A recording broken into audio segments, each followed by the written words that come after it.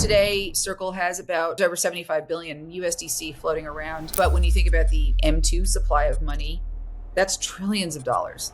And so Elisabeth Carpenter, Chief Strategic Engagement Officer at Circle, helping scale one of crypto's most trusted financial infrastructure companies through strategy, operations, and engagement. USDC was built for AI because it's digital, it's programmable. With a combination of smart contracts and AI and blockchain and all of those applications working together, that in and of itself is a massive unlock. By digitizing the dollar, is that growing sort of overall dollar dominance? Every country is going to do their own stablecoin. Like, kind of how does all of that interplay? If the US is now regulating USDC at a federal level, then it also puts other nations a little bit more at ease about what this thing is. We have continued to see progress from pretty much every country around the world as they've been navigating how to think through something like a digital currency or digital dollar like USDC. Increasing global access is good for the economy and it's good for the world. So like, kind of how do you see that from small business to the rest of the world?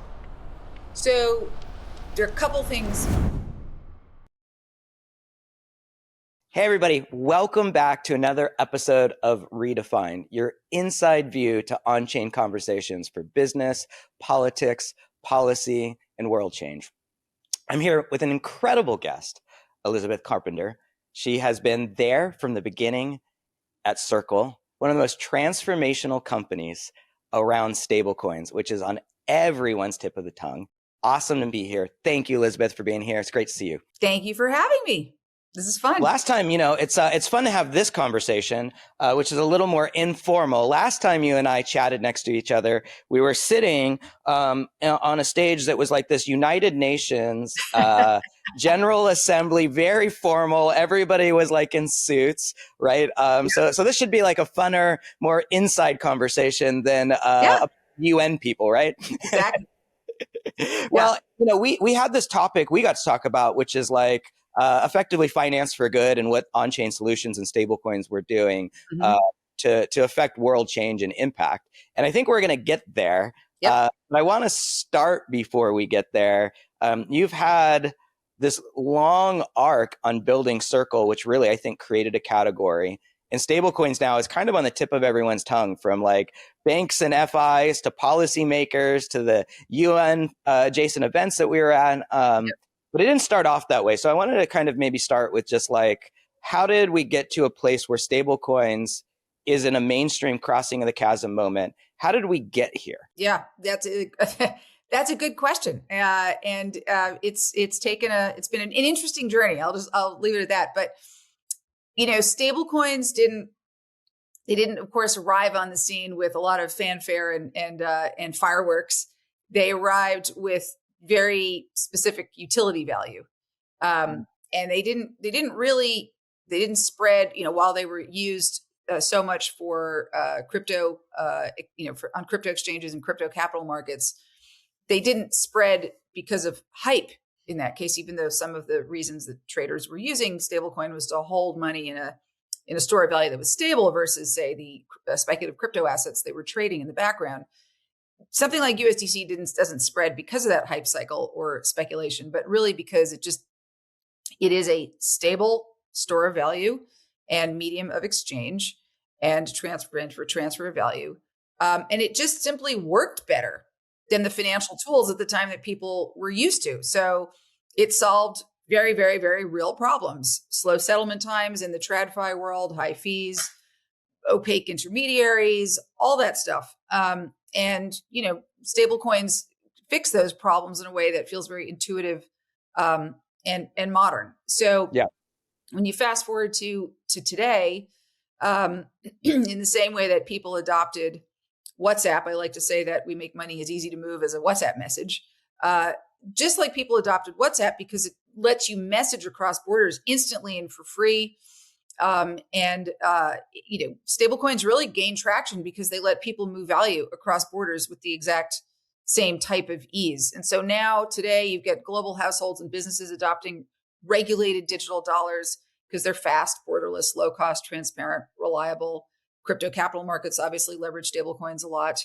But whether it's that family sending remittances or an e-commerce business paying suppliers or a nonprofit, which we'll get to in a moment, people choose stable coins, and they've evolved and gotten us to where we are today because of this internet speed settlement, the 24/7 availability, and this clear, predictable, not speculative, but predictable value.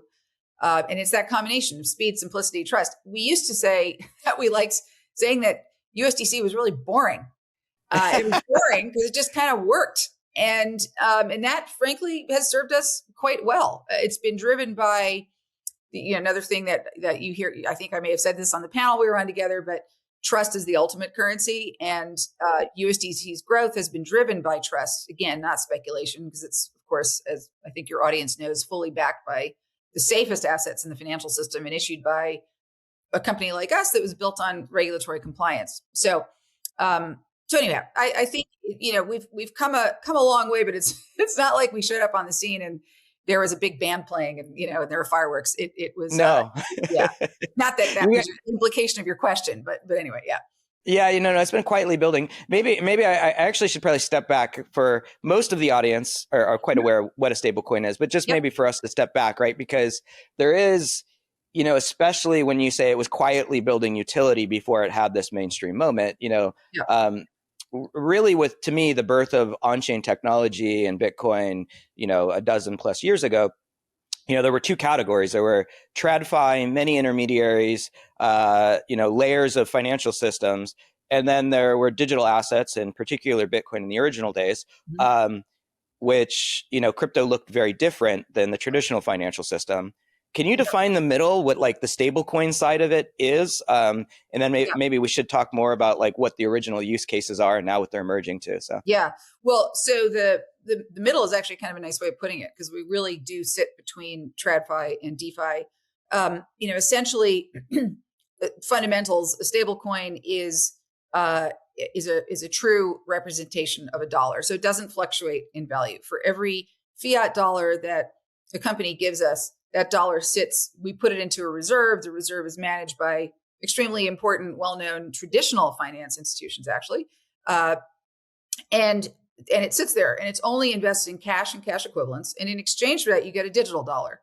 And that digital dollar, USDC in our case, is only ever worth $1, period. It's just a fact. And so it doesn't go up, doesn't go down. It's just, if you're a business and you're working with us, that dollar is only ever worth $1.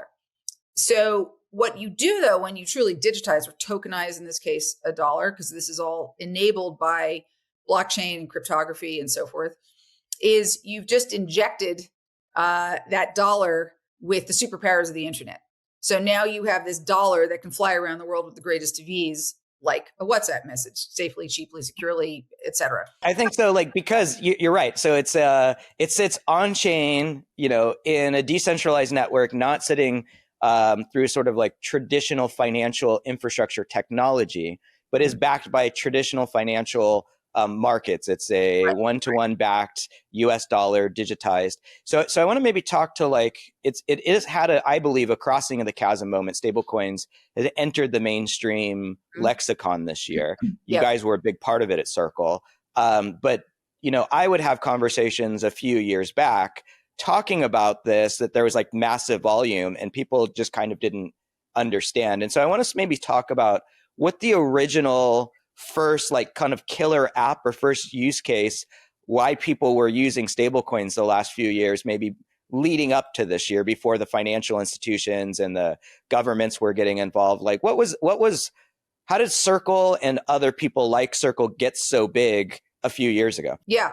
Well, when it first started, of course, if you look at supply and demand in any market, you got to understand like, well, who actually would be, for whom would this be useful? And early on, it was most useful for anyone who was trying to go back and forth between the crypto world and the traditional world. And so that would, for example, traders of crypto assets and so forth. They needed a way to, before something like USDC came along, you might store your value. Let's say you go sell, asset A, and you take your winnings and you store them in what? Bitcoin? I mean, Bitcoin's great, but Bitcoin goes up and down in value because it's not a stable coin. So the initial use cases were driven around what I would refer to as crypto capital markets, where a trader or an investor is trying to hold their assets, the value that they got from some assets in a native digital currency that also is stable. Right. And then they're ready to rock and roll organically because it's a native digital stable, native digital coin. They're able to rock and roll and go invest, make their next investment or whatever in the DeFi in the crypto world. So that was way back when. That was also. Actually, I want to pause on that because I think that's maybe not super well understood, right? So you could be a big believer in Bitcoin, for example. You could at some point be increasing your position. And then if for whatever reason you needed to move it back into dollars, without the stablecoin mechanism, you were sort of moving it back into, let's call it the TradFi world. You'd basically have to move it back into a bank. Right. And so I think one of the more interesting properties, even the original days, was like, you could be a very big Bitcoin believer like myself, but there are practical reasons why you actually wanted to stay on chain, not go back to the banks, but you needed to actually have a dollar peg. And so I think that created this use case where it was like, we still operate in a fiat world, and the crypto traders needed to be able to operate in the fiat world, but in blockchain native digital tools. So they weren't sending it out for 3 days back to the bank. That's right. So that alone was a big innovation. And I think there were, billions of dollars that were getting transacted even in the early days, just on that use case, super quietly, right? That's right. That's exactly right. And so, it's akin to the early days of the internet. I mean, frankly, even today, to some extent, we all operate so digitally, but if an organization doesn't have access to DocuSign, then you might have an agreement, but then you've got to like physically sign a piece of paper and mail it to somebody. And that's kind of like, that just takes, it's the same exact thing. It takes time. It costs money because time is money. And it's friction. It's filled with friction.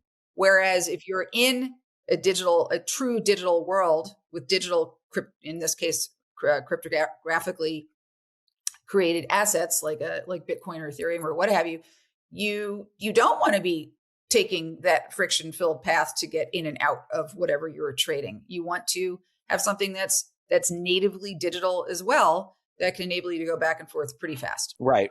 And then to me, you might have a different view of history, but like that jump, which was like super insider baseball, even the volume was getting like very, very large in prior years. I think the first kind of mainstream moment to me was all of a sudden people who were doing that started staying there, right? Like, especially internationally, you had cases where people just started living and paying in what they consider just a digital dollar, right? And so they just going to go back and forth. So is that how you saw it kind of jump from traders and exchange use to like a little bit more utility, or what was the bridge in your mind like towards more true utility? Your question about how did we get from back then to sort of now and increasing volumes of utility use cases from just what happened after trading? What was kind of like, what did trading beget? So I think to step back just a step further to give you some context around that, in order for the utility value of something like USDC to go beyond a crypto capital markets use case, there had to be certain foundational elements in existence. And so infrastructure matured, for example. You had faster chains and better wallets that unlocked everyday usability in a way that didn't exist before. You had all sorts of blockchains, pop up since, say, 2020 that are built for purpose, depending on whether it's for impact purposes, cross-border, aid disbursement, or super fast trading purposes, or everything in between. And over the last few years, blockchain networks have scaled dramatically, and wallets have become also simpler and more intuitive, because anyone who was involved with this long ago would remember it's still frankly too complicated for consumers, but in the sort of whole general wallets industry, but wallets have become significantly simpler and more intuitive than they were before. So your ability to just hold digital currency is much, much, much easier than it used to be. And I think, the combination of something like wallets and blockchains and so forth lowers the barrier to entry and really makes something like a stablecoin feel much, much, much less like a niche technology and more like a normal part of digital life. In addition to that, though, because it doesn't stop there. This is why it takes, this has been quite a journey, because you have to put all these different puzzle pieces together. Regulation also clarified those very pathways I just talked about. So, there was a time when there was no regulation. We were regulated based on state money transmission licenses in the US, for example. Since the inception of USDC, regulation has significantly evolved across the world. So obviously we have the Genius Act this year, but there's also many other frameworks in the world, whether it's in the EU, whether it's in Singapore, whether it's in the UAE, et cetera. And that regulation actually unlocks innovation, which for someone not in the industry, they may not understand that. It sounds kind of, well, how's that possible? But once you have regulation, you have this clear perimeter within which people can operate. That gives then traditional financial institutions and other traditional institutions, retailers, et cetera, confidence to adopt stablecoins safely and compliantly, which they wouldn't have been before because they didn't quite know what to do with them. Is this what is this thing? How does my tax accountant is it taxable? Is it, what is it? How do I show it on my books? Is it legal? Very, very fundamental, important questions. So this is why we've been walking in through the front doors of regulators for as long as we've existed, to try to move regulation along, because we've always seen it as a massive technical unlock over time. It will create and enable innovation. Regulation creates innovation. I think that is a beautiful soundbite. Might be controversial for some of the move fast and break stuff entrepreneurs, but also for those of us who've been in the space for a while, it's clear what happens if you don't have that as well. So I do want to I think we should talk about Genius Act and the policy side. But before I get there, I thought it'd be, you were one of the founding executives there. And Circle in the early days took a different market stance, which was, hey, Bitcoin, crypto, digital assets had become, but by the time, I think Circle started getting some scale, it had become a very large industry, but there were some risks, right? So behind closed doors, people would be, I'd say concerned about structural risks, particularly in the stablecoin market without a regulated entity. And so Circle actually took a very different approach, right? Even from its founding days, which was, hey, we actually need to be well known. The CEO is, front and center. You're going to engage regulators. You're going to make sure that to the degree it was clear or could be clear, you would be following policy and licensing rules. So maybe talk through that strategy, because that was a very different strategy than, let's call it, most DeFi companies, when I think Circle came on the block. Yeah. We actually refer to one of the aspects of our strategy is personhood. As soon as COVID ended, we were on trains, planes, automobiles, whatever it took to show up in person, as not as shadowy players in the background, but as real humans with real backgrounds, skill sets. You can see what we've done before this. We've all founded or been significant players in many industries, other companies doing things in a very regulator first way. And so that's really necessary. People had to see us and we had to talk to them in order for them to believe us. Because as I said earlier, trust is the ultimate currency. And that's true whether you're believing that this digital version of a dollar is worth $1 or that Circle's word is something you can trust. And if you don't do that, what happens is you've got, corporate treasurers and payments providers and fintechs and so forth, who without regulatory clarity, without clarity that this is an organization that is, that Circle is an organization that is trusted by the very policymakers who are governing it, then, it kind of just, there's no point really in starting a business if you don't believe that regulatory clarity is actually going to be the on-ramp needed to integrate something like a digital dollar into the operations of massive global companies, as well as small companies, but especially the massive global ones. Regulation enables you to turn, ironically, uncertainty into opportunity. It turns, it enables you to evolve from a company that is trying to figure out its path to a company that can actually, okay, now here's my strategy. I know how I know I have a sense of what the roadmap is. Now I'm just going to get in the car and start driving. But before that, you don't know, well, should I go left? Should I go right?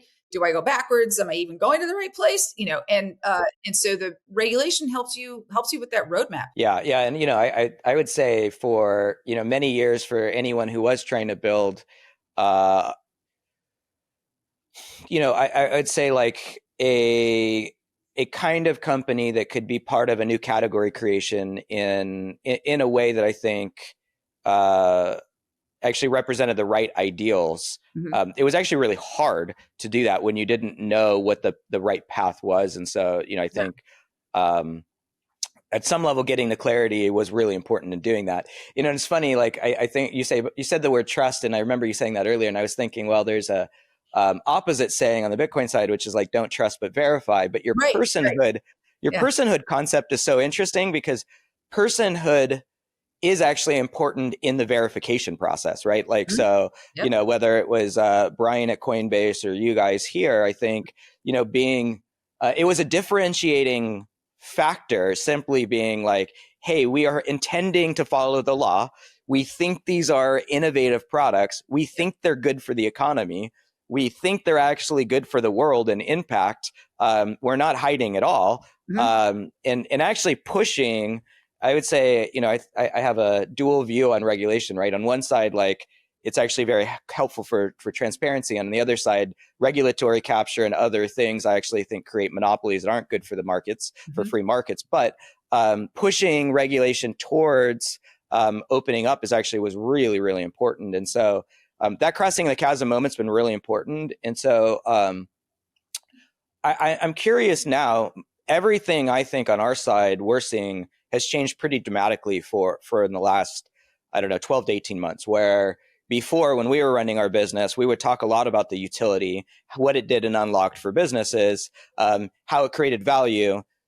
But, we spent a lot more time doing that than we did on kind of front and center the on-chain infrastructure, because we had to be very intentional about how we talked about it.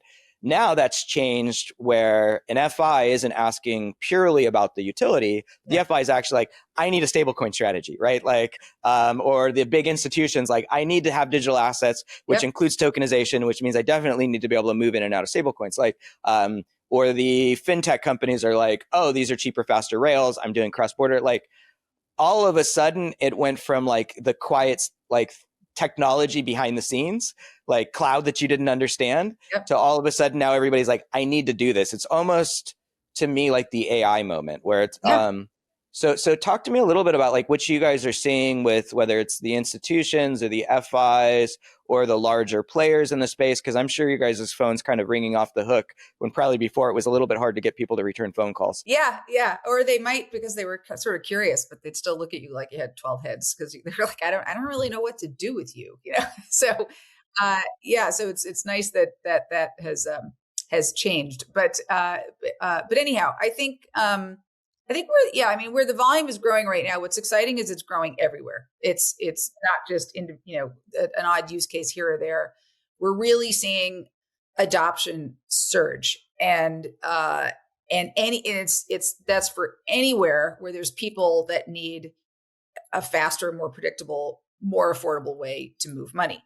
And that's pretty much everybody. It's especially the case with cross-border transactions, but it has enormous implications for other parts of the economy, where money moves. It's relevant everywhere. Credit and lending. I mean, you name it. There's just so many opportunities going forward, into the future. I think when a business realizes that it can pay a supplier instantly instead of waiting days, or a family can send remittances without losing 8 to 12% in fees, the value, frankly, becomes self-evident.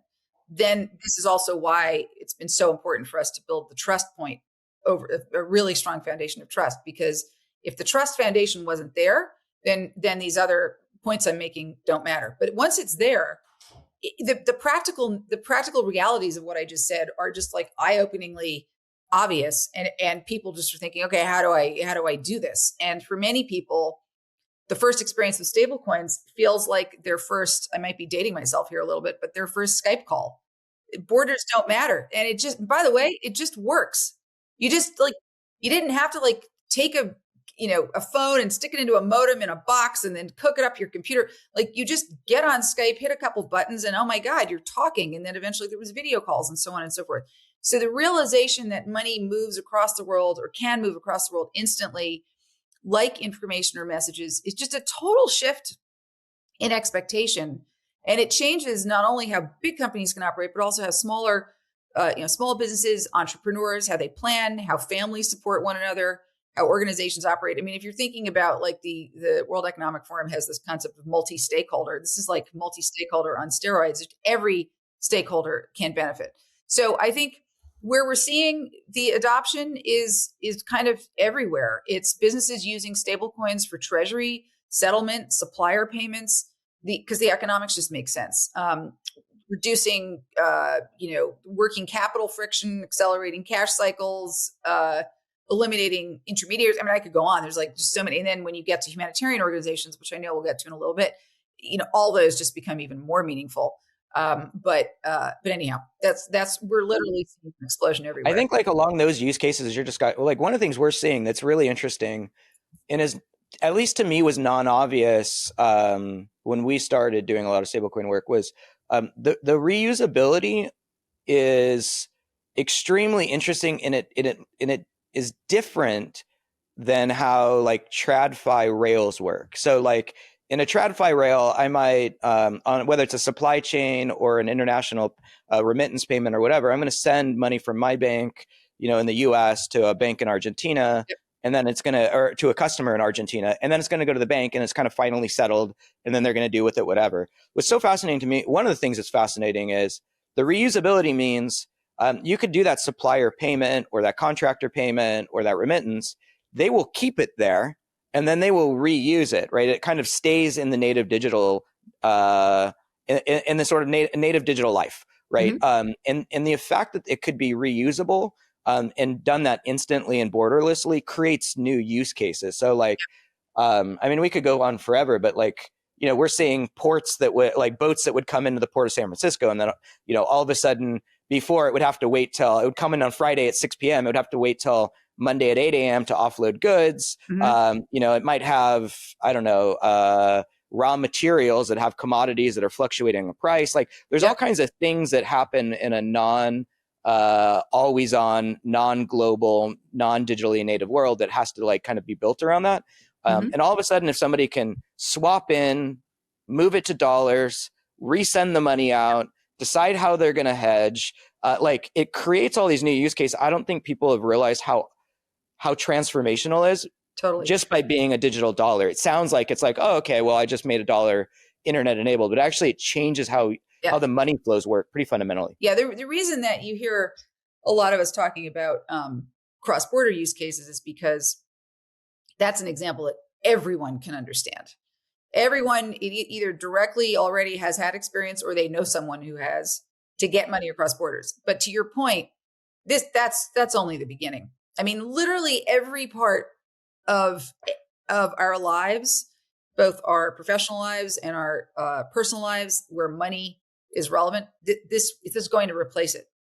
It will take time to get there, but to get to all the different parts, just like the internet did. I mean, to this day, there are still people or companies that don't have DocuSign as a facility, and therefore you have to sign paper and mail an agreement in. But even though the internet has done, it's completely radically transformed how most content and communication flows. Even today, there are pockets where it hasn't quite touched yet, or it hasn't touched completely. But there are more often cases than not where content and communication is happening seamlessly digitally in the background, and it just works as in this super high utility way, and none of us have to understand even how it works. Nirvana to me is when USDC is sitting behind as this sort of the internet's utility layer, if you will, and it's just powering all these financial transactions, all this movement of money, store of value, whatever. And the user, especially individuals, don't even necessarily need to understand that. They just need to know that they can trust it. Just like I trust that we're having this conversation and the video feed is going to work. We just trust that it's going to work. This is the same thing, except it's different because this is money. So it absolutely has to work. There's no question. Well, it has to work, but it's also like, it's much bigger than people, I think, realize. Like, money is literally the foundation of society. Like, goods and services moving, and like labor, like, is represented in money. Like, that's what money is, right? Yep. Is the storage of labor. And so if you think about like creating a borderless, instant, always on capability, like, makes the global economy run faster. Capital markets, it is, everyone's talking about AI, but you can't have AI if you have analog money, right? Like, how do you have digital labor if you have analog money? And so like, it fuels AI, it fuels our economy running faster. And so I think we're like, one of the things, Circle's doing great, as a public company, but I think there's like so much more that this industry will continue to grow, and Circle will be at the front of it. But like, what happens when all money becomes digital and global? That is a huge industry, and we're like at inning 2, maybe. Oh yeah, totally. I mean, we are today. Circle has about let's just say there's over 75 billion USDC floating around what we call in circulation, and but when you think about what's known as the M2 supply of money, that's trillions of dollars. And so what this means is there's an enormous opportunity to displace how that money, that M2 supply, moves around with true digital money. And to your point, stablecoins, USDC was built for AI. It was absolutely built for it. And when you imagine, because the other really cool thing about this that I think people don't understand is that because it's digital, it's programmable. So this notion of a smart contract, if you think about credit and lending, for example, you can mediate between borrowers and lenders in a way where the lender is looking for certain behavioral characteristics that the borrower has that may not even be behavioral characteristics that are traditionally thought of when one thinks of creditworthiness factors. And you can somehow observe, with the combination of smart contracts and AI and blockchain and all of those applications working together, the lender can release nano payments and micro payments based on certain behavioral attributes. And similarly, the borrower can perhaps repay loans in nano and micro ways based on certain behavioral attributes. And that becomes tremendous. And this can be happening entirely digitally in the background. And that in and of itself is a massive unlock when you think about something like, any business in the world that needs to borrow money, which is pretty much every business borrows money at some point.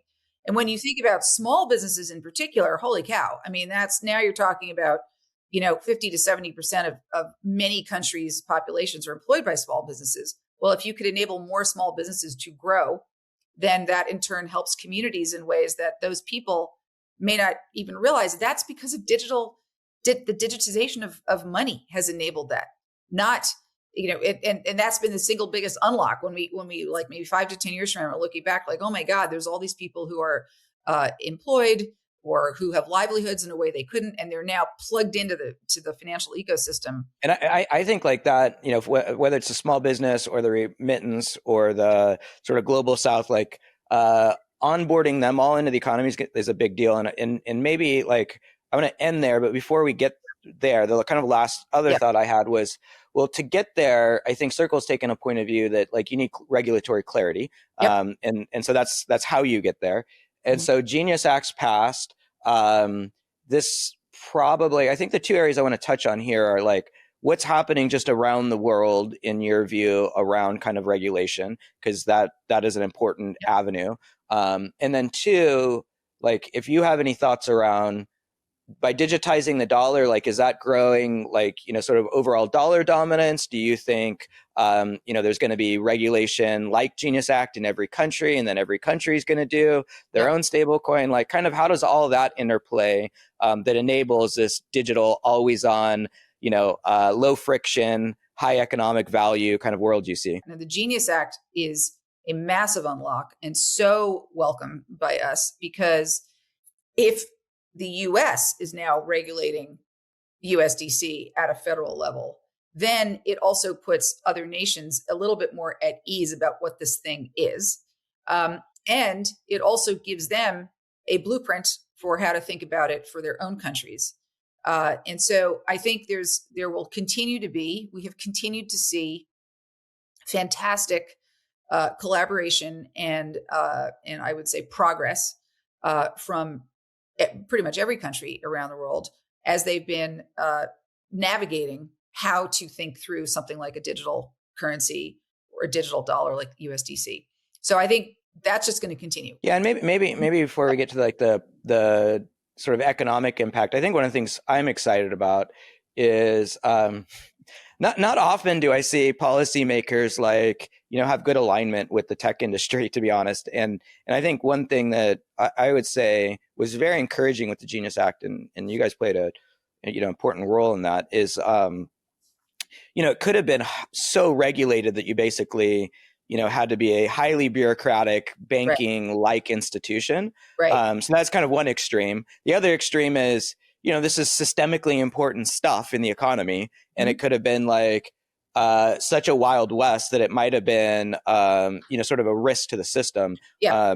Not only in fiat, but actually in sort of decentralized digital assets, which I care so much about. And I think what I'm really impressed with was the U.S. did come finally around to this notion that like there should be a way that innovative companies should be able to get to the market. They need to be done in a regulated kind of way where these are trusted companies, but we actually want to lead and not be like lose out, on sort of American, I think exceptionalism. And so I think one of the things I'm excited about is that mostly did play out, in the passing of the law.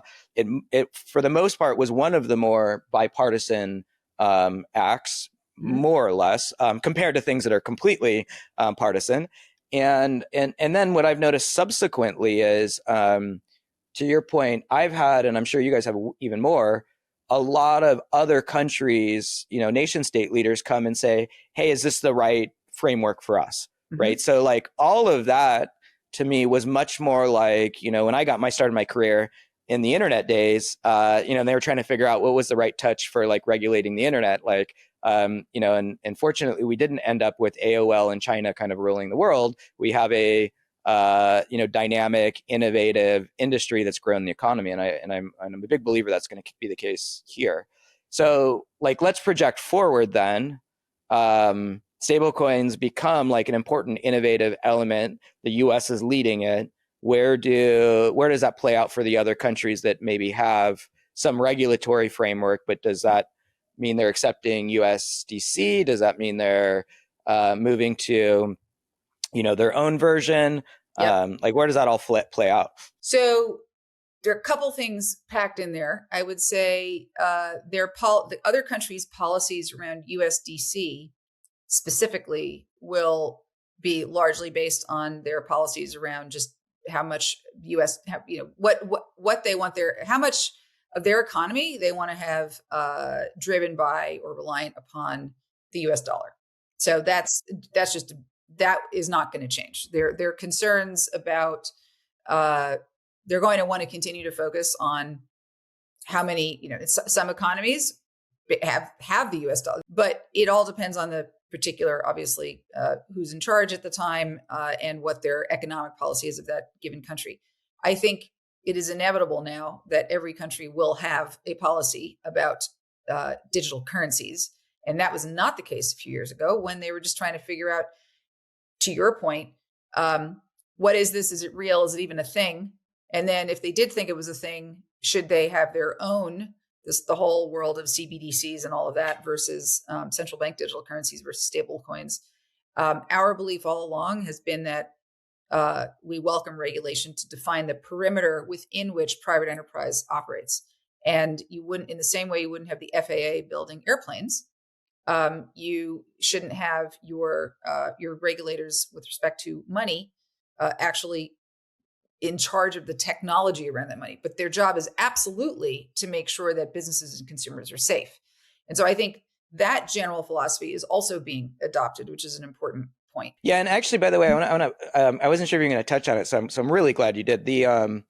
I think creating, allowing the free market economy and the private markets have created so much abundance in this world, right? And there's almost some question around capitalism, but I think then the fact that we're on the other side now, where the free market, we're allowing private companies to actually, sort of lead the industry, is really, really important, because there's sort of a dystopian world where it would have been entirely centralized.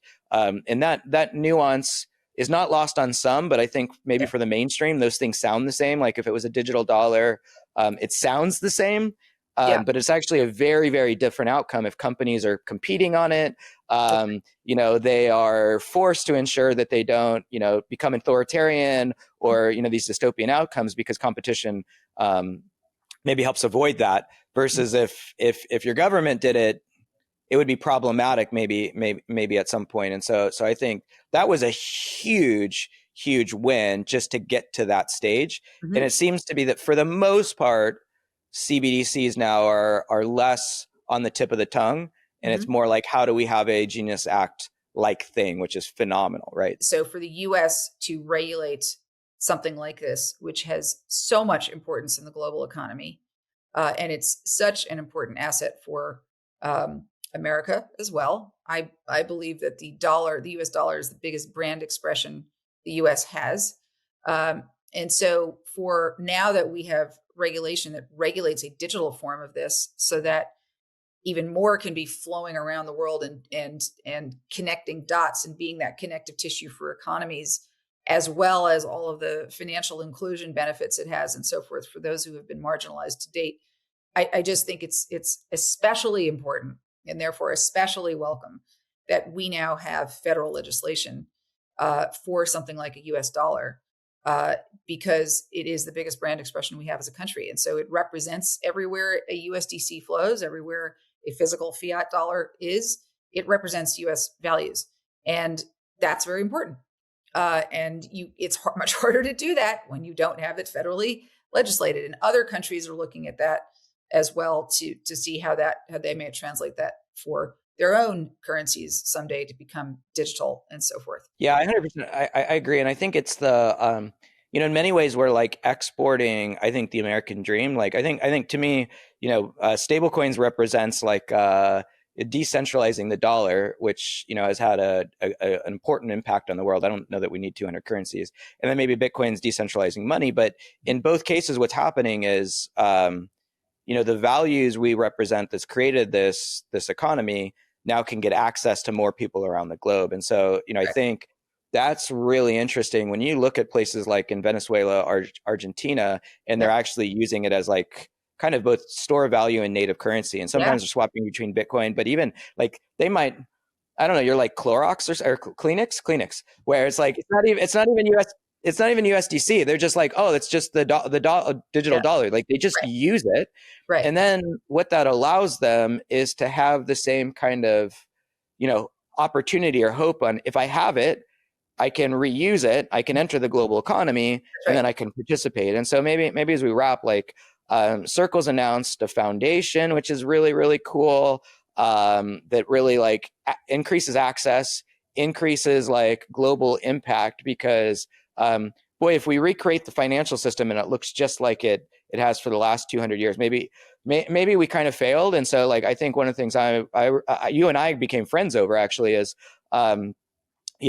like increasing global access is good for the economy and it's good for the world. Right. And so like, kind of how do you see that from small business to, the rest of the world? It's, it's a continuation of kind of everything we've been doing. So I'll start by just saying that we've never seen ourselves as a company that's just issuing a stablecoin. We've been trying with USDC. We've built a foundational layer of a new internet financial system. And that's really important because it's not just about that single product. It's about a whole full stack internet platform that needs to exist in order for individuals and businesses to lock into it and start actually leveraging it. And so whether it's the product stack we have with the blockchain that we just announced recently called ARC, which is essentially the economic operating system for the internet, whereas let's say USDC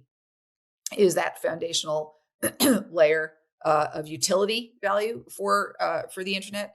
And then there's other elements that we will continue to build on top, whether it's the Circle payments network or any of the gateway or cross-chain transfer protocol. We will continue to build applications and encourage developers in our ecosystem to do the same, so that USDC is more easily used, and this whole internet financial system actually becomes, in fact, what benefits people. Right. Okay. So like, let me make sure I break that down. So there's like the wider access to digital dollar and kind of like the impact side, which is secondary. But the ARC side for you is, hey, how do you create building blocks that other entrepreneurs can build on top of, whether they're in the US or globally? And so ARC for you is like kind of fundamentally creating new digital businesses with this new technology that basically anyone can access, right? So that could be a startup, it could be a tech company. Yeah, we really think of ARC as this, as I was saying earlier, as an economic OS for the internet. And so just like, we've had operating system paradigms for the web, for mobile, for cloud, and now, of course, AI. ARC represents that next paradigm. It's one where capital and contracts and coordination all run natively on the open internet. So it's the infrastructure you need when money and contracts become software primitives, which they haven't been, obviously, to date. And when businesses and institutions and even AI agents need a platform they can trust for moving value and executing agreements and coordinating all manner of economic activity. So ARC is, you've got USDC as the utility layer, you've got ARC as the operating system, and then there's the rest of the stack that also has to be built. And we're building this, but we're building some of that. Other members, we're obviously embrace the entire developer ecosystem to build on top of what we're doing. But, Circle Payments Network, that enables real-time settlement and liquidity movement between banks, fintechs, and stablecoins. Another aspect that you need if you're going to have a true internet financial system. Gateway is the API layer that lets developers plug in once, and then they can access the entire system without needing blockchain expertise. Or you'll appreciate this one, I think, in particular. This is an oldie but goodie, the cross-chain transfer protocol that we have that ensures USDC can move natively and safely across all chains that have robust developer ecosystems. And that gives enterprises then interoperability that just works. So together, you put all these products together and they add up to be the kind of connective tissue of a new internet financial system. Which basically like startups are in my mind, startups are the economic force for like increased GDP, right? Like it's this creative destruction thing, right? Like, you've been in the startup and tech space forever, like me. And it's so fascinating. You're at one startup, it does well, and then it creates like a series of other founders that then create more innovation. And that's not just in Silicon Valley. Now that's more globally. And so the notion, right, is if you give them the economic tools to do that globally, startups can be this great, sort of economic force, for expanding, so I think opportunity globally. Yeah. Right. But then there's just the raw money side of just accessing USDC, whether you're a small business or you're somebody that's been left out in financial inclusion. So where does that go? Because there's the startup side, which is like growing opportunity. Yeah. And then there's another side, which is just giving somebody access at all, right? Right. No, totally. And I think everything we do, whether it's the full stack I just described or what I'm about to talk about, which is the impact stuff, which is really exciting, is it all ladders up to our core mission, which is to raise global economic prosperity through the frictionless exchange of value. That's been our mission from the beginning, from 12 years ago. And because we know that when you take friction out of money movement, you unlock opportunity. And that's especially the case for people in communities who are excluded or underserved by traditional systems. So with that mission in mind, over the past decade plus, we've been working very closely with humanitarian partners to get aid into crisis zones faster. That was kind of the first use case. So we work with nonprofits, NGOs, et cetera, to really strengthen local financial resilience, hopefully not just subsistence, but also over time resilience, which is different. Those are two very different things. And to do this also with not only for those living on the margins, but also, to your point, for entrepreneurs who need access to global markets, small businesses, the individual purveyor of goods or creator of goods, when they can access global markets for their product, obviously their opportunities grow. And so we have really, really great, like pure play utility examples with this. One of the ones I love talking about is the relationship we have with the UN High Commissioner on Refugees, where they were trying to deliver aid to Ukrainian refugees. And in that use case, we deliver USDC-based assistance to thousands of displaced people. And that helps those families regain stability and begin rebuilding their lives with, speed and dignity and choice. And that's just huge, because all you need is a digital phone with a digital wallet. They can sign up for it very easily. In some cases, depending on the circumstance, they cash out with a MoneyGram or a Western Union. It all depends on the circumstances in the regions, because for every one of these regions, there's different cultural sensitivities. There's different just realities of day-to-day living. There's internet connectivity issues. So it all depends on the use case, however, and the reality of day-to-day life in the region we're serving. But you can also back a credit card with USDC. And again, the user doesn't even have to know. They just know that when they take that credit card, whether digital or physical, and use it, let's say online for a purchase, it just works. The dollars are flowing, and it is enabling them to purchase something. So the Ukraine example is a great one. Another really fun one is and very meaningful one is Venezuela, where we helped route nearly 18 million in relief to about 60,000 healthcare workers during the height of COVID-19. And that ensured real, legit life-saving support, reaching the very people who are helping keep people alive directly and quickly. And so over time, we have enabled over 25 million in aid disbursement. I'd like to see that number grow substantially. I think now we really can, because again, with regulation, the NGOs in the world, their ecosystem colleagues in the nations to which those NGOs will deliver funding of some sort, they all now have a much clearer understanding of what stablecoins are, what the potential of an internet financial system is, and they want in. And they especially want in now because aid has been cut, of course. And so they have to squeeze more out of every dollar they have.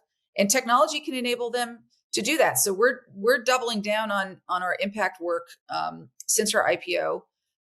We are investing in a team to leverage our product to do good in the world and to have more of these use cases and move from pilots to systemic change, anticipatory relief, and so forth. And then in addition to that, we recently talked about Circle Foundation, where we pledged 1% of our pre-IPO equity to create a foundation that will have through a donor-advised fund structure. And the purpose of that is to expand access to financial tools that people need to thrive. We're starting with a primary focus on small business growth in the US and really doing what we can to help accelerate small business growth in the US through the embrace of technology, for the same reason I just mentioned with the NGOs trying to help folks in various nations around the world. It's the same challenge here, where people need to squeeze more out of every dollar. And so if you can enable those dollars to be more efficiently lent out, for example, then you have more to lend, and then you have more businesses that can grow, and the communities that those businesses serve also significantly benefit. So in this country, little known fact, I think, is that small businesses employ nearly half of US private sector workers, and they drive more than 40% of GDP. But so many of them struggle to access affordable financing, digital tools, capital readiness, everything that they need to grow. 1% of businesses are supported by the venture capital industry, but 99% are not. And so that's a huge gap. How do we help that engine of our economy? And it's the same. And the further south you get in the world, the higher the percentage of small business is in terms of its representation in the overall country's economy. The secondary focus of the foundation will be on our longstanding humanitarian work, not unlike what I just described. But in the case of a foundation, instead of leveraging our product, we're partnering with organizations to help them modernize their infrastructure behind humanitarian finance. So if we can strengthen the rails that move aid, both the rails that we can help build, which is what we do with the whole stack we have for this new internet financial system, and strengthen the rails that maybe have nothing to do with us, but just rails that enable nonprofits and organizations that are trying to make the world a better place move money faster, better, cheaper, more safely, more securely, et cetera.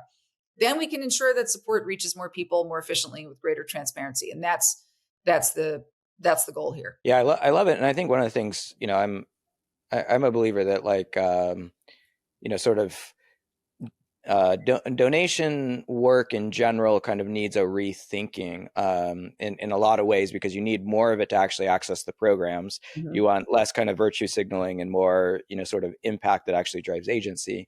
And I think one of the things I've observed in our own foundation is first, it's surprising how many nonprofits actually just don't have basic access to tools. We work with large nonprofits in places like India, and they can't even get underwritten to get access to money. So it's right. Whether we're sending them some of the Bitcoin stuff or whether they actually need to access the banking system. Yeah. It's just crazy to me that, we'll work with thousands and thousands of people on the ground who have capital ready to go to them, mm-hmm. Doing the real work.